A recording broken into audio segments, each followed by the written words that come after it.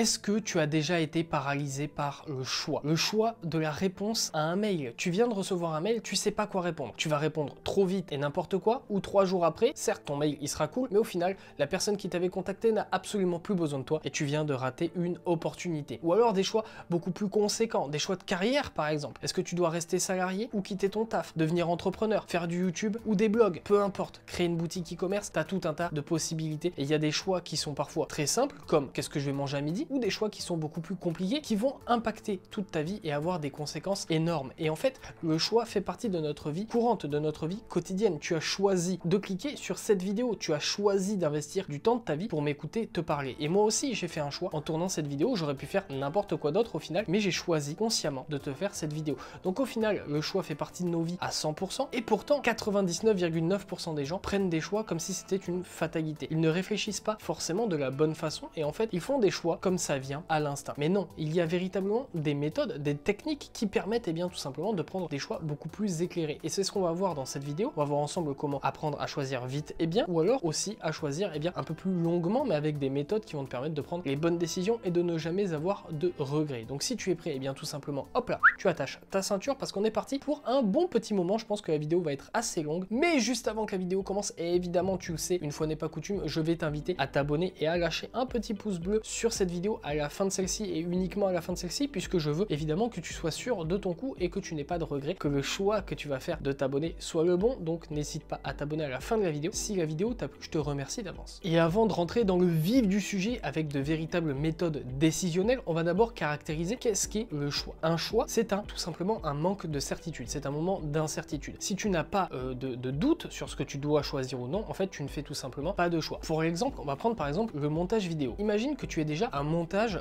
un logiciel de montage vidéo. Moi par exemple j'utilise LumaFusion sur iPad, et bien je n'ai absolument pas de choix à faire quand il s'agit de monter mes vidéos. Je lance mon logiciel de montage puisque c'est le logiciel que j'utilise, avec lequel je suis familier. Je ne fais donc pas de choix au moment de mon montage vidéo. Maintenant prenons l'exemple de si tu te lances sur YouTube ou n'importe quel autre média qui nécessite de faire du montage vidéo. Tu n'as pas encore de logiciel de montage vidéo et donc tu vas devoir faire un choix. Tu as donc une incertitude sur ce que tu vas devoir faire ou non. Est-ce que ce logiciel là est meilleur que celui-là? Est-ce que celui-là va correspondre plus à tes attentes, à ce que tu veux faire comparé à celui-là, etc., etc. Donc au final, l'incertitude va être le moteur du choix. Quand tu as une incertitude, tu dois faire un choix, sinon tu n'as tout simplement pas de choix à faire. Mais alors d'où vient cette incertitude qui fait que tu dois faire un choix?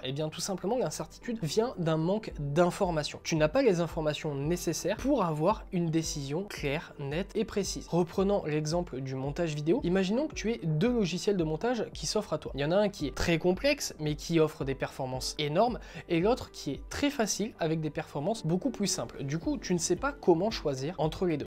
Pour ce faire, pour réduire cette incertitude, tu dois tout simplement te poser des questions, savoir exactement ce que tu veux. Est-ce que premièrement, tu as le temps d'apprendre à faire du montage complexe? Oui ou non? Sinon, à ce moment-là, il est évident que le montage complexe ne sera pas pour toi, donc ton choix va forcément se porter sur le logiciel le plus simple des deux. Est-ce que, la deuxième question, c'est quel est le rendu final que tu veux avoir? Est-ce que tu veux un rendu ultra professionnel ou non? Est-ce que tu as simplement besoin de faire des vidéos comme ça, normal? Bon, à ce moment-là, tu auras déjà deux questions à te poser. Évidemment, là, je prends l'exemple du montage vidéo, mais ça marche pour n'importe quel type de choix. Il faut que tu réduises au maximum l'incertitude en te posant les bonnes questions et ainsi tu pourras prendre des choix de manière beaucoup plus simple, de manière beaucoup plus efficace et donc réduire le temps que tu vas mettre à faire un choix et ce sera beaucoup plus facile pour toi de décider vite et bien puisque tu auras des critères de sélection pour ton choix qui seront beaucoup plus affinés, tu auras posé tes questions et en plus tu pourras répondre beaucoup plus rapidement puisque tu auras beaucoup moins d'incertitude. Là où le bas blesse, comme on dit chez moi, expression extrêmement connue dans les années 1827, c'est que faire un choix, ça fait peur. Alors évidemment, il y a des choix qui ne font pas peur. Choisir qu'est-ce que tu vas manger ce midi entre des légumes ou des pâtes, c'est pas très compliqué et c'est pas un choix très important. Donc évidemment, tu ne vas pas avoir peur de faire un choix. Mais sur des choix beaucoup plus importants, la peur va te guider. La peur de la perte, en fait. C'est au final l'aversion à la perte. C'est-à-dire qu'au final, si tu as deux possibilités, par exemple, je vais prendre un exemple très simple, imaginons que tu veuilles commencer à créer du contenu pour en vivre plus tard, etc. Tu as deux possibilités qui s'offrent à toi. Par exemple, tu as YouTube ou créer un blog. À ce moment-là, tu vas avoir un choix à faire. Tu ne sais pas encore si tu vas te lancer sur YouTube ou sur un blog. Tu as donc l'option A ou l'option B. Et le problème, c'est que dans une très grande majorité des cas, les gens ne vont pas passer à l'action, ne vont pas commencer à faire leur activité, l'activité que pourtant ils veulent faire, parce qu'ils ont peur de perdre des options. Ils se disent que s'ils commencent à faire du YouTube, ils se privent privent de l'option du blog. Et s'ils font l'option blog, ils se privent de l'option YouTube. À ce moment-là, comme ils ne savent pas exactement quoi faire, eh bien ils vont tout simplement ne rien faire. Le problème, c'est qu'au final, ne rien faire, c'est bien pire, bien pire que de faire un choix. Parce que si tu choisis A, au final tu auras A et pas B. Tu auras YouTube et pas les blogs. Si tu choisis B, tu auras le blog mais pas YouTube. Donc à ce moment-là, tu as au moins quelque chose. Tu as une des deux options et l'autre, tu y as renoncé. Alors qu'au final, si tu ne choisis rien, si tu restes dans l'indécision, eh bien tu auras ni YouTube, ni le blog. Tu n'auras rien du tout. Au final, c'est exactement comme si tu avais fait le choix C, c'est-à-dire rien. Et rien, c'est bien moins bien que quelque chose. Bien moins bien quand même. Hein. Bah oui, voilà, hein, c'est nouveau. Je travaille à l'Académie française, donc je fais ce que je veux. Donc c'est bien moins bien que de choisir un des deux trucs. Donc faire preuve d'indécision, c'est souvent bien pire que de choisir A ou B. Donc surtout, ne te laisse pas guider par cette peur qui va, eh bien, tout simplement créer une indécision et qui va absolument pas être productive, qui va te faire pas du tout passer à l'action, parce qu'il vaut mieux choisir A ou B que rien choisir. Et au final, si on reprend l'exemple de YouTube, choisir YouTube et 6 mois plus tard se rendre compte que finalement tu veux faire du blog, bah c'est pas si grave que ça, puisqu'au final déjà, tu auras une expérience de vie, tu auras fait 6 mois de YouTube, c'est jamais à jeter, aucune expérience de vie n'est à jeter à la poubelle, et en plus de ça, l'audience de YouTube, tu pourras la convertir sur un blog, tu pourras dire aux gens qui te suivent, bon ben voilà, YouTube, j'arrête, ça ne me correspond pas, je m'en vais faire du blogging, suivez-moi, et tu auras certainement une partie de ton audience, peut-être pas toute, mais une partie de ton audience que tu vas pouvoir convertir sur le blog. Et au final, eh bien, tu ne commenceras du coup pas le blog à zéro, comme si tu n'avais rien choisi et que 6 mois plus tard, finalement, tu avais choisi le blog puisque tu es maintenant sûr de ton choix. Non, tu vas commencer avec une base d'audience. Donc au final, faire un choix ne s'avérera jamais inutile. Donc fais un choix surtout et ne reste pas dans l'indécision. Maintenant qu'on a posé le cadre de l'incertitude, de pourquoi faire un choix c'est aussi compliqué, on va voir ensemble les deux méthodes décisionnelles les plus répandues. La première, ça va être la méthode à l'instinct et la deuxième, ça va être la méthode analytique, ce qu'on pourrait dire de décider froidement des choses. Donc pour la première, on va parler de la méthode à l'instinct. Quand on choisit à l'instinct, on choisit extrêmement rapidement. C'est peut-être pas la meilleure façon de voir les choses, c'est peut-être pas la meilleure façon de décider, puisqu'au final, on a très peu d'informations, mais c'est la meilleure méthode qui existe pour répondre à un problème immédiat. Prenons un exemple. Tu viens de recevoir un mail d'un client mécontent. Tu n'as absolument pas le temps de faire une analyse de 3 jours pour faire une réponse. Ton client, il est pas content. Il a commandé un produit, il n'est jamais arrivé. À ce moment-là, t'as pas le choix. Il faut décider à l'instinct. Et ce sera la meilleure chose que tu pourras faire, puisque analyser froidement pendant 3 jours tout ce qui s'est passé, tous les faits, etc., ça va juste te créer un client qui va être de mécontent à te détester et te faire la pire pub qui soit. Donc évidemment qu'à ce moment-là, l'instinct va être à choisir. Donc quand tu as des décisions à faire qui sont très rapides, qui sont en réaction à quelque chose qui est immédiat, choisis la méthode à l'instinct. Évidemment, ce sera peut-être pas la meilleure chose à faire sur le moment, mais au final, t'as pas grand chose d'autre à faire, puisque si tu ne fais rien du tout, ce sera souvent bien pire. Et puis j'ai envie de te dire que l'instinct, ça s'aiguise au fur et à mesure du temps. Tu n'auras pas tout le temps des décisions à l'instinct à faire sur 1 milliard de domaines différents. Imaginons que ton domaine, toi, ce soit la vente en ligne, ok, tu as une boutique e-commerce, des clients mécontents, tu vas forcément en avoir. Et au final, la première fois que ça va se présenter, tu vas réfléchir et tu vas agir à l'instinct, donc très rapidement. Tu vas faire une décision qui sera peut-être bonne ou mauvaise. Mais ça, c'est pas très grave, puisque la prochaine fois que tu vas avoir un client mécontent, ton instinct va s'aiguiser. Et petit à petit, à force de faire des décisions à l'instinct sur un domaine bien particulier, tu vas aiguiser ce sens, ton instinct, puisque tu auras les expériences passées qui vont te permettre d'apprendre et de progresser sur ta prise de décision instinctive. La deuxième méthode décisionnelle la plus répandue, ça va être l'analyse, la méthode, on va dire, de froideur, c'est-à-dire que ça ne veut rien dire, mais c'est pas grave, on est là pour le plaisir avant tout. C'est la méthode sur laquelle, eh bien, tu vas pouvoir réfléchir longuement. Donc par exemple, on va prendre un exemple concret, tu as une décision à prendre, quitter ton taf de salarié pour lancer une entreprise. À ce moment-là, tu as le temps. T'es pas obligé de prendre ta décision dans les 10 minutes qui suivent. Non, tu peux prendre 1 semaine, tu peux prendre 2 semaines, tu peux prendre 6 mois si ça te fait plaisir, mais tu as le temps. À ce moment-là, quand tu auras des décisions à faire qui n'impliquent pas une réaction immédiate, tu pourras appliquer, eh bien, la décision analytique. La décision analytique, ça va être tout simplement d'étudier les faits. Tu vas te poser et tu vas réfléchir. Quels sont les faits concrets? Quels sont les pour et les contre? Quelles sont les projections meilleures et les projections les plus mauvaises, etc., etc. À ce moment-là, tu vas vraiment pouvoir faire ce travail d'analyse. Et ça va te permettre de faire les bons choix. Donc, pour récapituler très rapidement, si tu dois prendre une décision en réaction à quelque chose d'immédiat, utilise l'instinct. Si tu dois prendre une décision sur quelque chose qui est important, beaucoup plus important, et qui n'implique pas forcément une deadline définie là de suite, eh bien tu vas utiliser un esprit d'analyse. Ça, ce sont les deux méthodes décisionnelles principales. On va maintenant passer aux 6 erreurs les plus fréquentes, les plus communes dans la prise de décision qui peuvent te faire prendre des décisions qui vont de mauvais à absolument catastrophiques pour toi. La première erreur la plus répandue, c'est d'attendre trop longtemps. Il faut toujours, et je dis bien toujours que tu sois au courant de l'échéance à laquelle tu peux prendre ta décision, à laquelle tu es obligé de prendre ta décision. Si par exemple, on te propose un contrat et que ton échéance c'est une semaine, au moins tu sais qu'il faut que tu prennes cette décision en une semaine. N'attends pas trop longtemps. Sois toujours informé de cette date d'échéance, quel que soit le choix que tu dois faire. Comme ça, au moins, tu ne t'y prendras pas trop tard. Parce que le problème, c'est que souvent, les gens vont être indécis, vont être dans l'incertitude,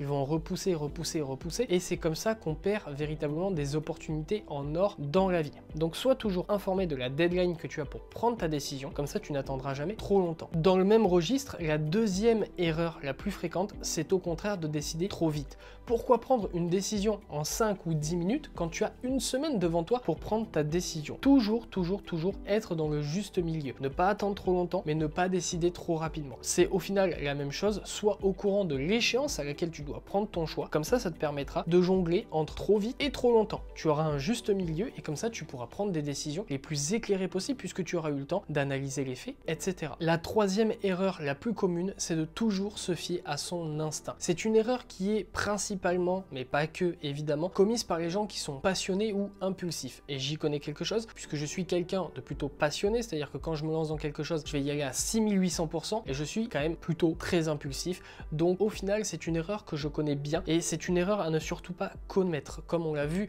précédemment, on a deux méthodes différentes, l'instinct et l'analyse. Ne te fie pas toujours à ton instinct. Le problème de l'instinct, c'est qu'il va principalement se baser sur un biais cognitif qu'on appelle l'heuristique de disponibilité. L'heuristique de disponibilité, c'est quoi? C'est tout simplement que ton cerveau va chercher dans le passé des éléments pour prendre une décision. Et si au final, par exemple, tu as une fois accepté, je sais pas, un partenariat, ok, et que le partenariat s'est mal passé, la prochaine fois qu'on va te proposer un partenariat, si tu agis à l'instinct, ton instinct va te pousser du coup à dire non, puisque ton heuristique de disponibilité va te dire oula, attention.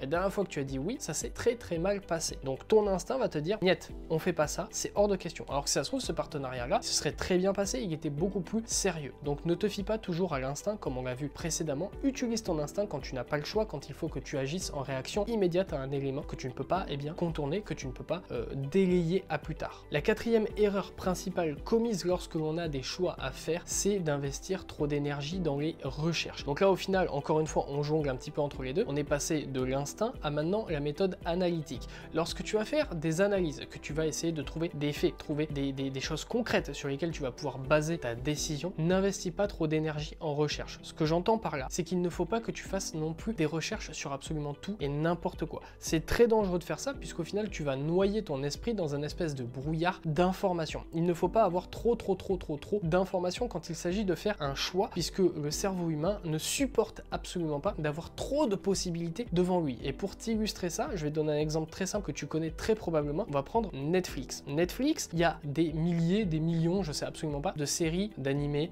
de films, etc. dessus. Et on connaît tous ça. Ce moment où on se cale tranquillement dans notre lit, sous notre petit plaid, pilou, on est très bien. Il fait froid dehors, il fait chaud dedans, c'est formidable. Et on passe plus de temps à chercher un film qu'à regarder un film. C'est-à-dire que tu commences, tu as envie de te regarder un film, il est 21h30, qu'est-ce qui se passe? Ton film, tu le commences à minuit. Pourquoi? Parce qu'il y a trop de choix sur Netflix. Et au final, quand il y a trop de choix, tu n'arrives pas à prendre une décision. Donc surtout, n'investis pas trop d'énergie en recherche non plus. Il faut que tu aies des faits sur lesquels t'appuyer pour prendre une décision, oui, mais il ne faut pas non plus que tu aies 1 milliard de trucs devant toi qui vont te faire encore plus hésiter. Tu vas être encore plus dans l'incertitude puisque tu ne vas pas savoir sur quoi vraiment t'appuyer pour prendre ta décision. Donc cantonne-toi aux faits majeurs, aux choses les plus importantes et élimine tout ce qui est superflu. Ça te permettra de prendre des décisions beaucoup plus facilement. La cinquième erreur commune, c'est de choisir la facilité. Prendre une décision importante, c'est vraiment pas facile et ça, je te l'accorde très largement. Donc forcément, ça va être synonyme de zone d'inconfort pour ton cerveau. Et on le sait, le cerveau adore la zone de confort. On est tous comme ça, c'est tout à fait normal, c'est humain. Le truc, c'est que la zone de confort a été créée par le cerveau à l'époque où on se battait contre des mammouths avec des silex. Donc forcément, à l'époque, sortir de la zone de confort, c'était à peu près synonyme, soit de perdre une jambe, soit de mourir. Donc forcément, le cerveau s'est cantonné à ça. Aujourd'hui, si jamais tu prends une mauvaise décision, à part si vraiment elle est vitale, normalement, ça devrait quand même aller pour toi, tu vois. Le problème, c'est que ton cerveau, ça, il le sait pas. Ton cerveau, il va se dire, ok, s'il se trompe, il va mourir. Je te garantis vraiment que ton cerveau réfléchit comme ça. Donc du coup, forcément, quand tu vas avoir un choix très compliqué à faire, ton choix va forcément se porter vers la facilité. Et ça, c'est très mauvais. Parce que le problème, c'est que la facilité, ce sera très souvent de fuir. De fuir tout simplement le débat, de fuir le choix à faire et donc de reporter le problème à plus tard. Le problème, c'est qu'au final, le problème en question, il va revenir. Il va revenir et peut-être et même certainement en bien plus grave et en bien plus compliqué à faire un choix au final. Et c'est comme ça que tu peux te retrouver pendant des mois et des mois à repousser un truc qu'il faut absolument que tu tranches dessus. Il faut que tu prennes une décision. Donc ne choisis pas la facilité. Je sais que parfois faire des choix, c'est pas facile. Il faut sortir de sa zone d'inconfort, oui, mais il faut le faire. Et plus tu vas pratiquer le fait de faire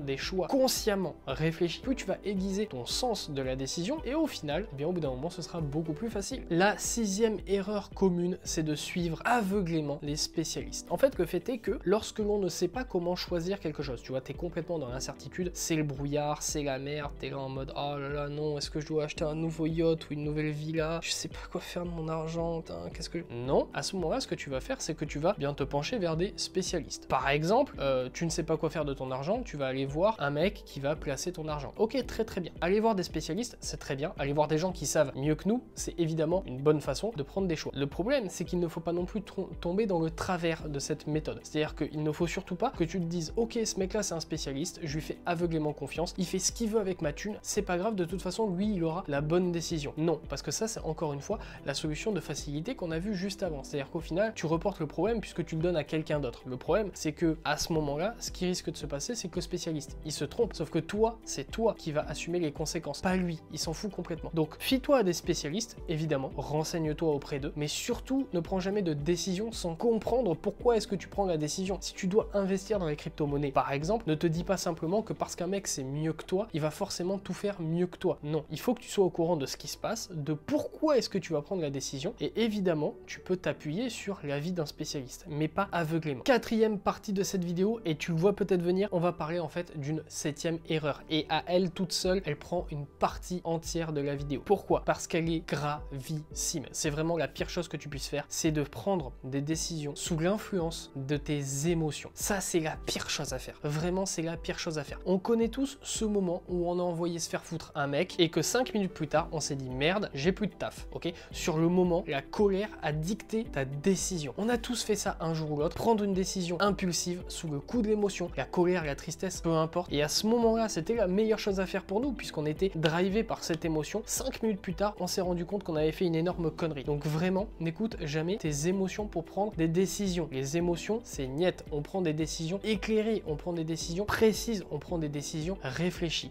Et je vais pas juste m'arrêter là, je vais aussi te parler de tout un tas de biais cognitifs. On va en voir combien? Dis-moi tout, Jamy. On va en voir 6. Donc on va pas juste s'arrêter à la colère, la tristesse, la jalousie qui sont des émotions centrales et principales. On va voir un petit peu plus dans le détail. Donc attention, c'est parti immédiatement. La première émotion, je dis émotion avec un petit crochet, simplement parce que ce ne sont pas directement des émotions, mais plutôt des biais cognitifs qu'on va chercher absolument à rayer de la carte de notre vie, de nos décisions. Ça va être la validité par la fréquence. Qu'est-ce que donc que la validité par fréquence, vas-tu me dire? Eh bien, je vais t'expliquer ça de suite. La validité par fréquence, c'est tout simplement le fait de valider quelque chose dans notre esprit par la fréquence. Est-ce que je t'ai aidé? Non, c'est normal, je vais t'expliquer plus en détail à présent. Imaginons, on a tous vécu ça, un mot, ok? Un mot, genre bonjour, ok? Tu le dis mal, mais ça fait 1 million de fois que tu le dis dans ta vie et que tu le dis mal, ok? Par exemple, il y a plein de gens qui disent premium, alors que le vrai mot, c'est premium. Oui, ça dégoûte, je sais, moi j'ai toujours dit premium, mais non, le vrai mot, c'est premium, ok? Eh bien, tu vas créer une validité par fréquence. Comme toute ta vie, tu as répété premium, pour toi, ça va devenir la vérité.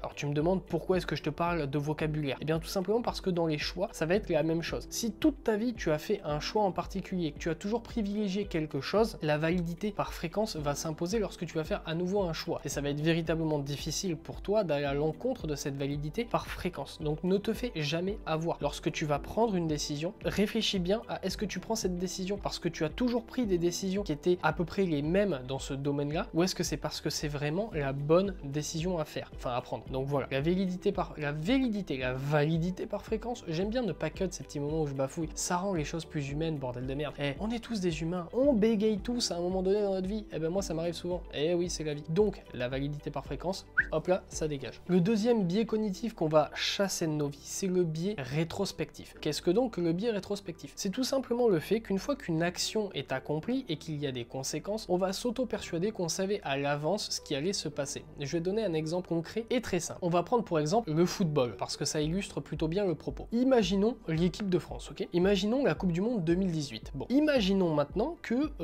pendant les poules, pendant les 3 ou 4 matchs de poules, la France fasse des matchs un peu pourris, ok? Ils arrivent quand même à se qualifier, mais ils gagnent genre 1-0, 2-1, les performances sont vraiment pas dingos, voilà. C'est une phase de poule pourrie, ok? À ce moment-là, tout le monde est en train de se dire c'est impossible qu'on va gagner la Coupe du Monde, notre équipe, elle est éclatée au sol. Bon, un mois plus tard, fin de la Coupe du Monde, nous sommes sacrés champions du monde. Et bien ce qui va se passer, dans l'esprit d'absolument tout le monde, c'est qu'il va y avoir un biais rétrospectif. Les gens vont complètement oublier le doute de la phase de poule où on se disait putain ils sont pas très forts, et d'un coup, ça va aller de soi en fait. C'était évident qu'on allait gagner la Coupe du Monde, non mais t'as vu l'effectif qu'on a, on est super fort. C'est ça le biais rétrospectif, et ça s'impose dans énormément de moments de notre vie. Et en fait ce qui va se passer, c'est que si tu te fais avoir par le biais rétrospectif, donc tu prends une décision, il y a une conséquence favorable notamment, et tu te dis ok c'était évident que ma décision était la bonne, et bien ça risque d'influencer tes prochaines décisions, puisque tu vas te dire ok, tu vas être trop sûr de toi en fait, tu vas te dire ok, je sais très bien que ça va bien se passer, puisque de toute façon la dernière fois ça s'est bien passé, et je le savais à l'avance. Le truc que tu oublies et que le biais rétrospectif te fait oublier, c'est qu'en vérité au moment de prendre ta décision, tu étais complètement dans l'incertitude et tu n'avais aucune idée de si oui ou non ça allait fonctionner. Et c'est la même chose dans des moments négatifs, c'est-à-dire que si eh bien, ton projet il tombe à l'eau, alors qu'au début tu étais plein d'espoir, à la fin il va tomber à l'eau, tu vas te dire mais oui mais c'est évident, enfin maintenant qu'on y repense, c'était évident que ça allait se casser la gueule. Et du coup pour les prochains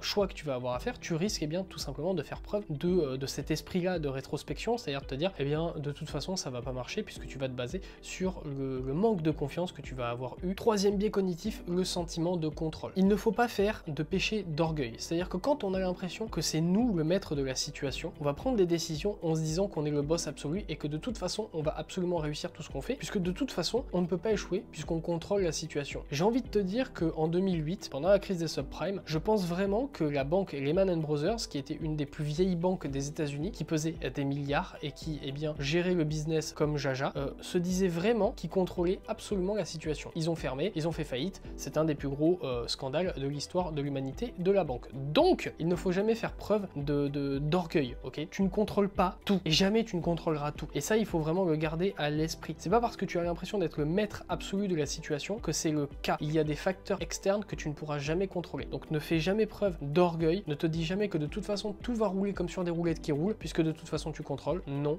c'est pas vrai. Prends des décisions éclairées. Quatrième biais cognitif qui risque de te porter défaut, comme on dit chez moi, c'est l'erreur de référentiel. Imaginons un instant que tu as 100 € sur ton compte en banque qui sont destinés à faire la promotion de ta chaîne YouTube ou de ta marque en règle générale. Le truc c'est que toi, qu'est-ce que tu vas faire? Tu vas prendre comme référence quelqu'un d'autre. Quelqu'un qui a par exemple 300 000 abonnés et qui vient de faire une nouvelle publicité qui lui a coûté 15 000 €, ok? Du coup, tu vas te calquer sur les méthodes que cette personne a employées. Et ça, c'est une erreur de référentiel. Parce que toi, tu as 100 € à investir. Lui, il en avait 15 000. Donc forcément, avec 15 000, tu ne prends pas du tout les mêmes décisions. Tu ne vas pas prendre les mêmes choix puisque tu as beaucoup plus d'argent, donc tu vas pouvoir te permettre différentes choses. Alors que toi, avec tes 100 balles, eh bien, tu as beaucoup moins de possibilités. C'est une erreur de référentiel. Référence-toi toujours par rapport aux choses qui sont à ton niveau. Ne fais pas d'erreur comme ça où au final, tu vas prendre eh bien, une référence qui est complètement illogique, qui est complètement décorrélée de ta réalité à toi, parce que tu vas prendre pour modèle quelque chose ou quelqu'un d'autre. Cinquième biais cognitif, c'est l'effet Thorndike.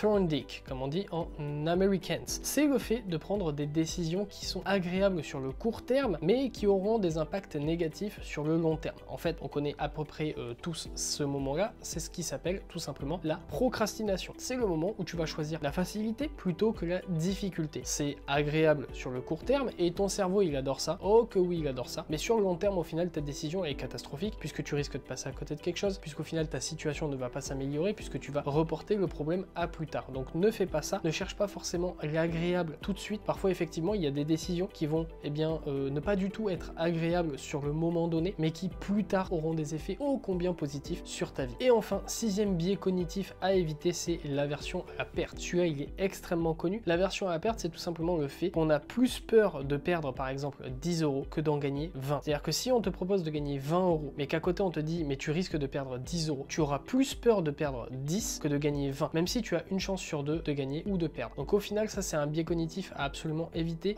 C'est notamment vu et beaucoup vu chez les chefs d'entreprise qui vont être énormément énormément impliqués dans leur projet et lorsque le projet commence à se casser la gueule, ils vont préférer continuer à investir toute leur énergie, tout leur temps, beaucoup d'argent pour essayer de renflouer le business alors que le business il est mort et tout le monde autour d'eux le sait. S'ils faisaient preuve d'esprit d'analyse, ils le verraient eux-mêmes. Le truc c'est qu'ils sont complètement dans cette aversion à la perte, ils ont peur de perdre le projet dans lequel ils ont investi tellement de temps, tellement d'argent et eh bien ils vont préférer continuer à perdre encore plus pour au final ne pas perdre le truc de base, tu vois ce que je veux dire, plutôt que de tout simplement repartir à zéro. Maintenant qu'on a vu l'incertitude et pourquoi prendre des choix, des décisions c'était si difficile, maintenant qu'on a vu les deux schémas de décision les plus populaires, l'instinct et l'analyse, maintenant qu'on a vu cette énorme erreur à ne surtout pas connaître, on va eh bien voir une méthode décisionnelle universelle. Je tiens à préciser cependant que cette méthode-là est certes très bonne, mais elle n'est pas forcément adaptée à absolument toutes les décisions et à absolument toutes les personnes. Évidemment, je vais te donner un schéma décisionnel que tu pourras appliquer, il sera certainement très bon, mais évidemment dans certains choix, il y aura des étapes qu'il faudra supprimer, dans certains choix, il y aura des étapes qu'il faudra rajouter et il faudra que tu les trouves. En fonction de ta personnalité, de ta façon de faire les choses, évidemment qu'il faudra peut-être faire des ajustements. C'est une base, ok? Je te donne une fondation décisionnelle, après c'est évidemment à toi de la modeler comme ça te convient. La première étape, c'est de poser la question, la principale question qui va demander de faire un choix. Dans mon exemple, j'ai mis, dois-je quitter mon travail de salarié pour me lancer dans l'entrepreneuriat? C'est donc une question qui va demander de faire un choix. Mais au moins déjà, la principale chose à faire en premier, c'est de poser la vraie question, ok? Est-ce que la question, c'est quitter ton taf pour aller vers l'entrepreneuriat? Est-ce que la question, c'est plutôt juste quitter ton taf pour te reconvertir dans un autre taf qui n'est pas de l'entrepreneuriat, etc., etc. Pose la bonne question dès le départ, c'est très important, puisqu'au final, c'est de cette question-là que va découler tout le processus et qui va impliquer ton choix à la fin. Donc vraiment, prends ton temps pour poser la bonne question. Deuxièmement, il faut que tu détermines tes objectifs. Si cette question existe, si tu te poses cette question qui va entraîner un choix, ce n'est pas pour rien. Il y a des choses qui se cachent derrière. Pourquoi est-ce que tu te poses cette question? Pourquoi est-ce que tu dois faire ce choix? Il faut absolument que tu fixes ton objectif. Quel est l'objectif final à la fin de ce choix? Est-ce que tu veux faire ça ou ça? Donc là, par exemple, pour l'exemple, j'ai mis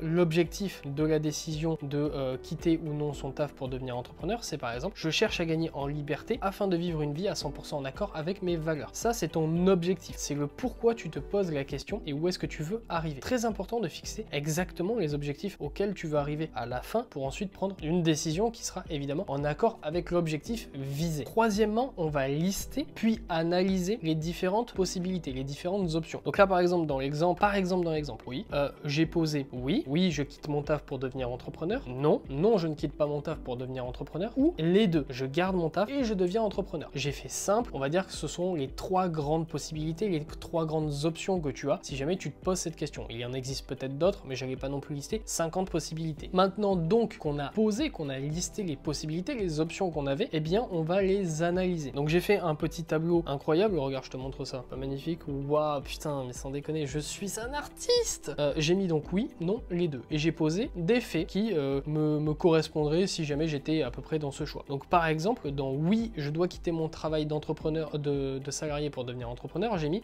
je ne suis pas heureux dans mon travail, je ne suis pas assez payé, pourquoi pas, j'ai le chômage au cas où, donc dans le pire des cas, je prends pas trop de risques, j'ai une passion que j'aimerais développer au travers de l'entrepreneuriat et j'ai des économies, j'ai des sous de côté, donc au pire, si je dois traverser une période par exemple de 6 mois sans aucune rémunération, c'est pas très grave, j'ai de l'argent de côté. Ça, c'est par exemple pour le oui. Pour le non, j'ai mis non, car j'ai la sécurité de l'emploi et ça me plaît, ça me sécurise, donc j'ai moins peur. J'ai une famille à charge, c'est évidemment à prendre en compte, j'ai des enfants à nourrir, etc. Donc forcément, ça n'a pas le même impact que quand tu as 20 ans. Ou encore, j'ai peur d'échouer, j'ai peur de ne pas réussir dans l'entrepreneuriat, donc forcément, eh bien, j'ai plutôt envie de rester salarié. Enfin, dans la possibilité les deux, j'ai mis je peux développer mon projet sur mon temps libre, donc je ne suis pas obligé de quitter mon emploi de salarié avant de lancer mon entreprise et je peux me lancer sans prendre de risques en faisant ceci, donc en gardant mon emploi tout en continuant de développer la chose pendant par exemple mes week-ends ou mes soirées. Donc là, je viens de faire une analyse très simple, j'ai juste posé des faits. Évidemment, tu peux poser le pour et le contre. Il y a une technique qui consiste en fait à mettre des notes en fonction de l'importance que tu attribues à différents critères, donc par exemple la liberté, l'argent, la sécurité, la peur, etc., etc. Tu attribues tes notes à chacun de ces facteurs et ensuite tu reprends les pour et les contre et comme ça va te permettre d'avoir un petit peu plus de précision, parce que si juste tu te dis ok, il y a 6 pour, il y a 5 contre, ça veut dire que je suis pour, c'est pas forcément la meilleure chose à faire, parce que les 6 pour peut-être qu'ils sont pas très élevés dans tes standards d'importance, alors que les contre ils sont peut-être beaucoup plus élevés. Donc voilà, c'est une petite technique que je te donne en plus, je ne l'avais même pas noté, mais tu peux comme ça donner une sorte de barème d'importance aux différents aspects d'un choix pour ensuite pouvoir prendre un choix encore plus éclairé. Maintenant qu'on en est là, que tu as les informations nécessaires, que tu as listé, que tu as pesé le pour et le contre, que tu as fait des notations, pourquoi pas, c'est le moment tout simplement de prendre ta décision. À ce moment-là, faut pas avoir peur, faut se lancer, faut prendre la décision, oui, non, les deux, mais à ce moment-là, ça peut être n'importe quoi en fonction du choix que tu as à faire. C'est juste, en fait, entre guillemets, le moment le plus simple, puisqu'il n'y a juste pas besoin de trop l'expliquer, quoi. Tu prends ta décision, évidemment, c'est bien sûr le moment le plus difficile. Et enfin, dernière étape, la cinquième, ça va être d'analyser les répercussions, d'analyser les conséquences de ton choix. Au bout d'un mois, par exemple, au bout de 2 mois, au bout de 6 mois, au bout d'un an, peu importe, tu vas faire une analyse sur qu'est-ce qui s'est passé après ce choix au final. Est-ce que c'était finalement un bon choix? Est-ce que c'était un mauvais choix? Si c'était un bon choix, tant mieux. Si c'était un mauvais choix, qu'est-ce que tu peux en retirer pour faire des meilleurs choix à l'avenir? Ou au moins, on va dire, éviter, comment on dit? Limiter la casse, comme on dit chez moi. Donc par exemple, l'exemple que je t'avais donné au tout début, qui était sur YouTube ou les blogs, au final, si YouTube c'était pas la bonne décision, tu peux quand même convertir de l'audience vers ton blog, etc., etc. C'est le moment tout simplement d'analyser ta décision en profondeur et de voir un petit peu comment ça s'est passé au final. Et bien voilà, c'est tout pour cette vidéo. J'espère qu'elle t'a plu. Elle était quand même assez dense, il y avait beaucoup d'informations. C'est peut-être pas la vidéo la plus fun que j'ai sortie de ma vie. On s'est pas tapé des turbo-bars, mais en même temps, c'est un sujet relativement sérieux. Et voilà, donc je tenais à, comment dire, étant donné que les choix peuvent avoir une immense importance dans ta vie, je tenais quand même à faire une vidéo un minimum sérieuse et bien documentée pour que si tu la consommes en entière, tu aies véritablement des bonnes bases, des bonnes fondations et les bonnes informations pour prendre les meilleurs choix possibles dans ta vie, puisque peut-être que si tu regardes cette vidéo, c'est pour, comme j'ai pris dans l'exemple, quitter ton taf et te lancer dans l'entrepreneuriat. Je préfère éviter de te raconter de la merde et de faire le guignol à faire une blague toutes les 30 secondes. Je préfère essayer de te donner les informations les plus, comment dire, les plus précises et les plus éclairées pour que tu puisses faire un bon choix dans ta vie. Cette vidéo est donc à présent terminado. On peut dire maintenant des conneries puisqu'on en a plus rien à foutre. Je t'invite évidemment à t'abonner si la vidéo t'a plu, si la vidéo t'a aidé, évidemment. Le petit abonnement des familles, ça fait très plaisir. Un pouce bleu, hop, comme ça. Le référencement, évidemment, tu connais la chanson. La vidéo, elle perce, je deviens richissime grâce à YouTube. Je fais cette blague à chacune de mes putains de fins de vidéo. C'est le plaisir avant tout, j'ai pas beaucoup de blagues, j'essaye de les recycler. Un commentaire pour me dire, je sais pas...